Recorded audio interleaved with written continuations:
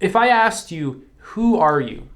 I'm sure you would have a very good explanation for that. And you might think that this is just a simple question that doesn't need any further examination, and to even question this is silly. But what if I told you that that idea of who and what you are, that self that you believe you are, is an illusion? It's just simply not as real as you typically conceive of it to be. It's not as real as you believe it to be. In fact, it's constantly changing, it's fluid, it's dynamic, it evolves over time, and it's simply a tool that our minds have constructed in order to survive and navigate the world. And this is a pretty difficult thing for a lot of people to come to terms with, because this is such a big shift in worldview, because everything in our worldview revolves around I, revolves around the ego.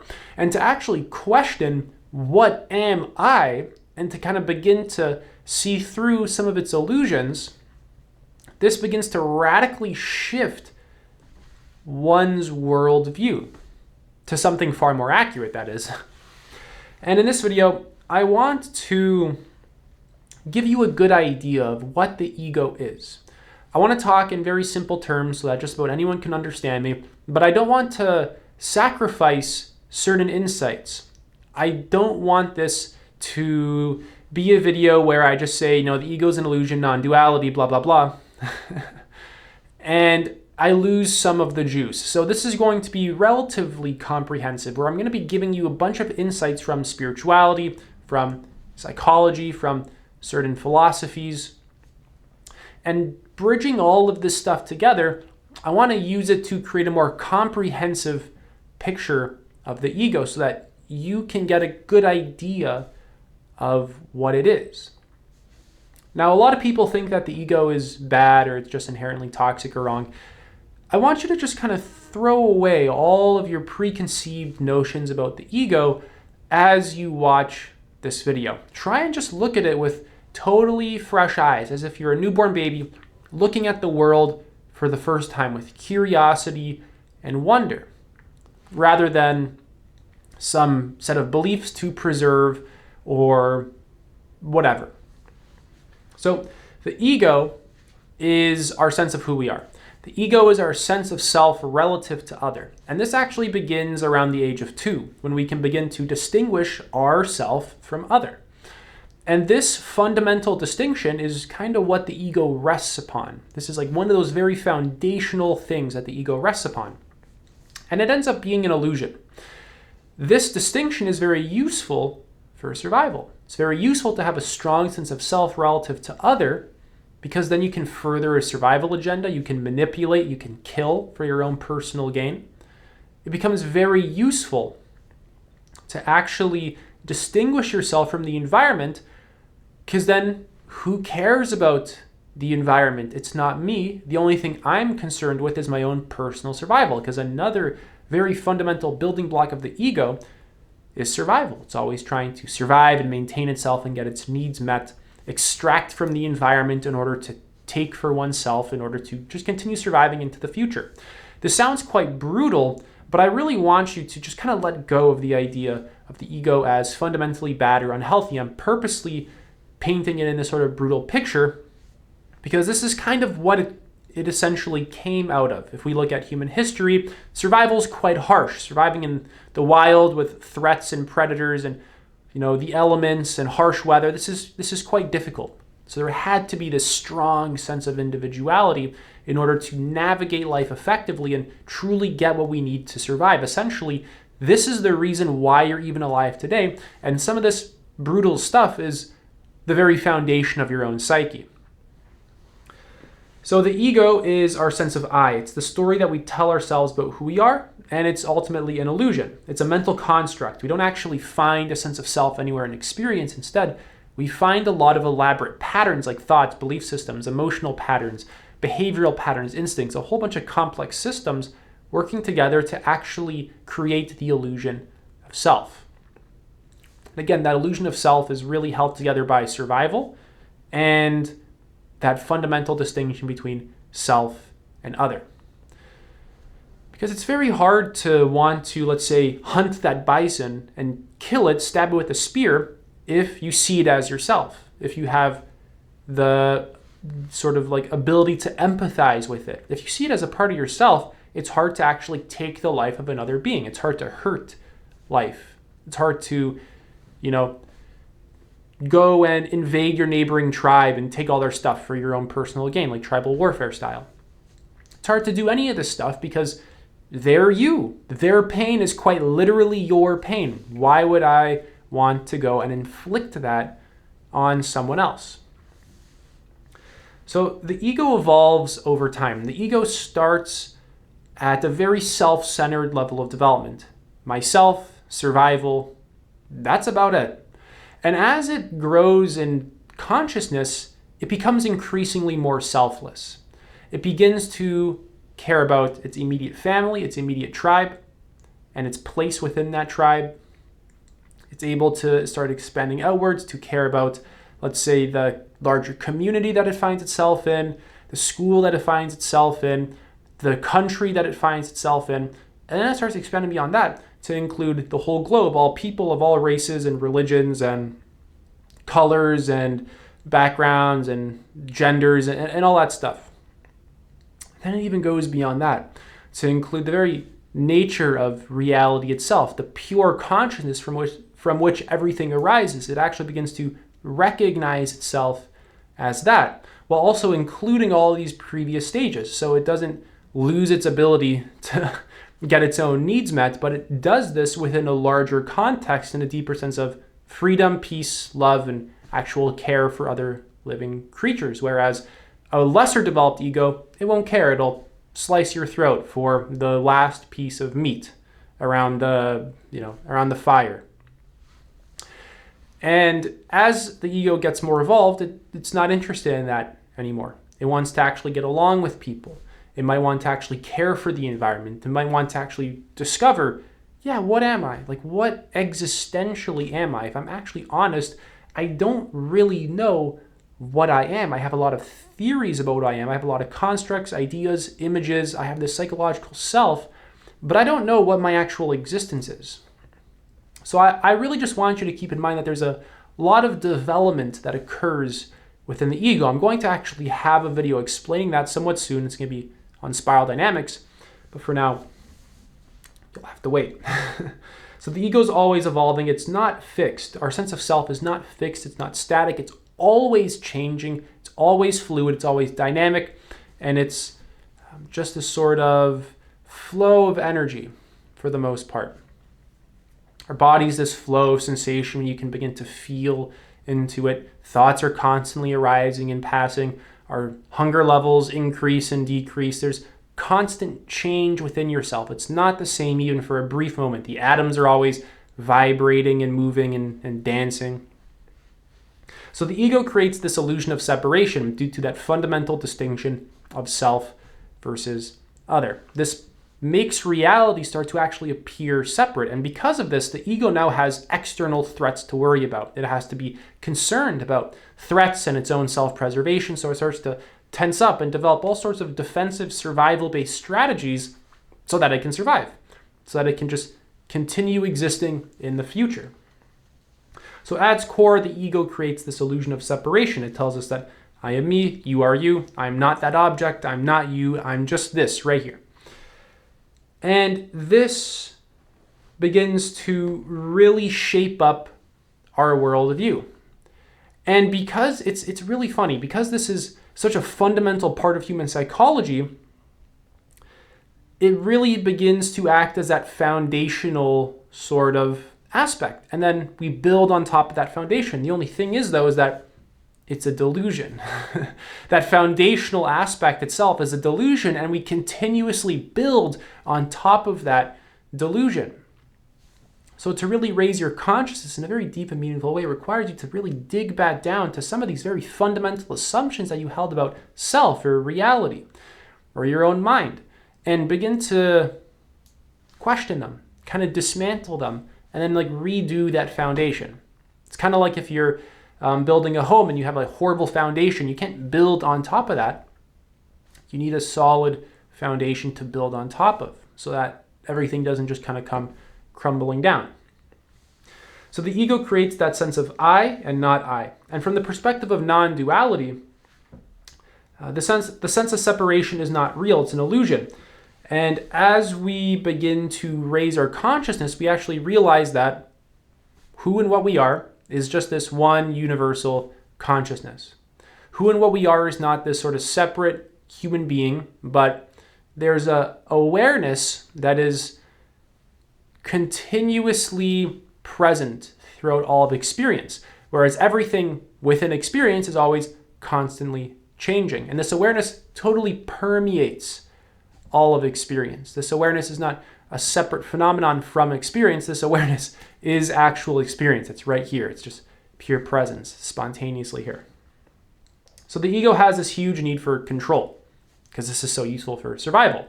And it does this out of fear, essentially, fear and insecurity. It wants predictability, it wants safety. So it wants to control other people, wants to control your own thoughts, your own emotions, your own behaviors. And essentially, the more the ego tries to control, the more sickening it really gets. The more you try and control your own feelings. Try controlling the sensations in your body right now and watch as you start to kind of tense and struggle versus when you let go and surrender, how much healthier you actually begin to feel. So the ego, as it always tries to control everything, it becomes manipulative, toxic, it becomes quite sick. And as the ego evolves, it's able to start to let go of control. As the ego feels more safe to let go of control, it begins to actually surrender deeper. It recognizes how unpredictable life is, how in constant motion it is. It recognizes this constantly changing flow to life. Life starts to actually very viscerally feel more fluid rather than always solid. Yourself, right? Your physical body starts to feel more fluid. Your environment starts to feel more fluid. There's a deep shift that actually happens as you begin to look into some of these dynamics. So it recognizes that life is unpredictable, and that's okay. The more that I can surrender and trust the flow of life, the more peace I actually find. This is a more sophisticated realization that the ego actually has, whereas before that, it can't trust life. It's dangerous and everything is terrible, and the people are always angry, and it's essentially done out of survival and fear. Again, nothing wrong with that. There's very valid survival concerns that people on planet Earth have. I'm really not trying to demonize any particular person or stage of development. It's just recognizing that when we're always acting out of fear and survival, we can't really move beyond the ego. And of course, that's very complicated. I'm not going to go into detail about that in this video. But the ego creates the sense of fixed self, the sense of unchanging, solid, fixed self. And it gives us labels like, I am successful, I am shy, I'm a mother, I'm a father, I am this, I am that. And it plays all these kinds of elaborate roles, and these labels shape up how we experience life. The ego tells us that we actually are these mental images, these mental constructs, these thoughts, and that this creates a sense of, and then this creates a sense of stability and certainty, but it's this sort of like illusion of stability and certainty, because in actual experience, life is always changing. It's always fluid.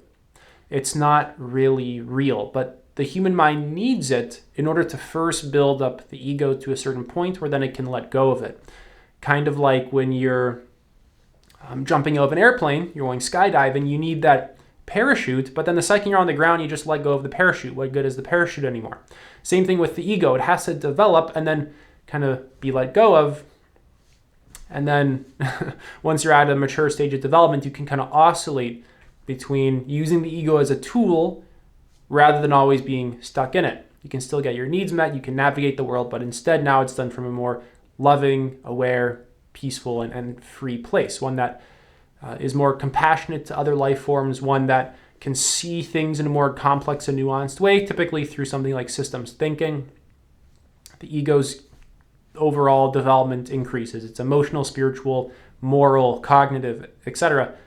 all begins to actually increase. So again, keeping in mind that the ego evolves through actual stages. So the true self, what we actually are, is actually just simply beyond all labels, beyond all mental constructs. When you actually practice meditation, you start to just watch your mind, you recognize how much your mind is actually just simply constructing, especially when you mix this with ego development, raising your consciousness, right? Learning spiral dynamics, ego development theory, learning this stuff, it actually really begins to propel your development as a human being quite fast. So you recognize that you're not the label that the ego attaches, and that you are not your thoughts, essentially. You're not the things that your mind tells you you actually are. Those are fantasy. Those are constructs. Those are mental images. Those are just thoughts. And as you begin to recognize this at a deeper and deeper level, you start to actually begin to transcend the ego. And then you actually simply detect there's just this shift that starts happening, that the ego becomes less important. Always fixating on what I need and controlling things and always acting out of fear and survival. This becomes so exhausting and just blatantly not wise that you kind of want to just start to let go of it. It becomes unnecessary at a certain point in human development, and that in order to actually progress and find a greater sense of freedom, you have to just simply start letting go of this. There just comes a time in human development where we have to start being more selfless rather than always selfish, always caring about myself. And then what problems come from that, right? Where we destroy the environment and then we even deny that we're doing so. Or we don't actually have compassion for those people on the side of the globe and we go to war with them. Right? All sorts of problems happen due to just this lack of ego development, this sort of fixed sense of myself as separate from other. So we begin to live with the awareness that we're more than just the ego as we get to these higher levels of development. Like I said, we recognize that we're just simply the pure awareness, which isn't separate from experience. So with this transcendence of the ego, we actually begin to realize that we're actually just all one. That I am not separate from you, that wall is not separate from me, that if you're in pain, that is quite literally my pain. But this is very nuanced because the ego transcends and includes all those previous stages of development. So it can still set boundaries when it's needed in order to maintain personal well-being, or make money when the bank account is low, or go and connect with people, or whatever. But essentially, it's no longer simply stuck within those levels. It's no longer fixated within purely egoic levels of consciousness. It just very organically moves beyond it while also including the healthy benefits of it. It's very sort of nuanced here, and it's easy to kind of misunderstand this one as if like we kind of go beyond the ego, it's gone forever, we transcend it, it's bad. It's more so developing the sense of self in a healthy and integrated way, and then using that to actually go beyond it. The goal here isn't to just throw away the ego as if it's like this horrible thing. It's actually about integrating it. So the ego is not this enemy. It's not something to fight against. It's just a natural development within human psychology, actually. And then ego transcendence itself is it's just a natural form of development within human psychology. And when we begin to, let's say, create the conditions necessary for that, and then maybe actually learn about it and, start to maybe do some meditation, some self-inquiry, etc., we can actually get some direct realizations of this stuff for ourselves, meaning that you don't have to take on what I say in this video as beliefs or dogma or ideology or Lucas's religion, but that you yourself can have a direct taste of it. You yourself can very directly recognize yourself as the very source of creation, which isn't separate from anything else. You can actually have that direct shift in perception from separation to non-separation, to non-duality, to oneness. In the same way how a scientist can have a hypothesis and then test it, it's the same thing here. It's like this is a theory, we can actually test the theory. And we have to be very open about it, because if a scientist has a hypothesis and he has a result that he's biased towards, he wants this result, that screws up the entire experiment. It's just this sort of open experimentation with life. Just where is the data going to take me? Where's the data going to take me? Letting go of any goal that you have, letting go of any predetermined outcome that you have, any outcome that you want, and just being totally open to just what is actually true, what is actually the case. Simply wanting to know what's true just for the sake of truth itself, not to confirm anything to ourselves, but just out of this burning desire to actually care about what is true, which ends up being highly liberating. So the ego is kind of like this mask that we wear, and beneath that mask is this pure awareness. And that actually connects us to all life. That pure awareness is not a separate phenomenon from anything. Even using terms like beneath the ego implies some kind of separation between awareness and the ego. This pure awareness just simply is. It doesn't need further explanation, because you're just operating within the ego when you need it all explained in this overly logical way. Of course, we can chat about it, but it's not going to really lead to that direct realization. It's that spontaneous awakening of like, oh, this is what I am. This is what I actually am. That's the thing to actually get. That's it for this video. If you're interested in working one-to-one with me, you can apply to do so. Link is in the pinned comment. Take it easy.